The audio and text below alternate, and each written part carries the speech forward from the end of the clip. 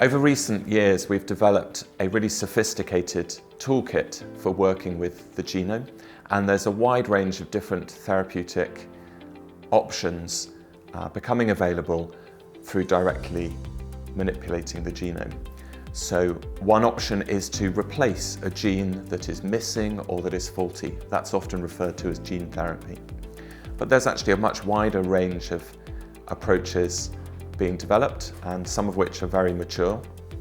We now have very precise gene editing systems and can potentially go in and correct in situ a gene that is faulty and not working. We can also turn off a gene that is overactive or a faulty copy of a gene that is doing some harm.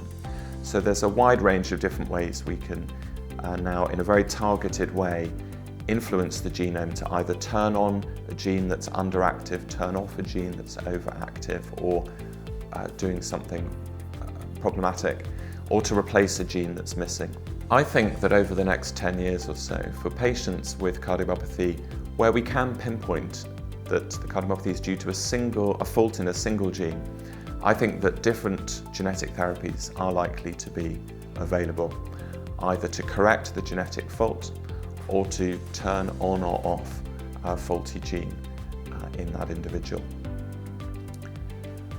Of course, not all cardiomyopathy is due to a fault in a single gene.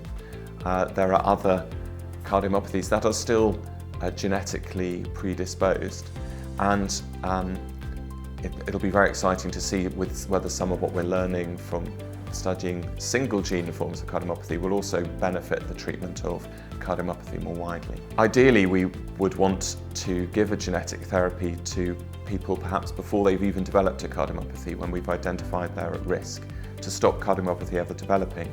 But of course, to do that, we first have to prove that it's very safe. And in designing a trial to prove that genetic therapies are effective, we have to think about which patients should be in that trial, who's most likely to benefit, but least likely to be harmed by a new experimental treatment. So there's still a lot of work to be done to prove that genetic therapies are safe and effective, and to determine who are the most likely to benefit.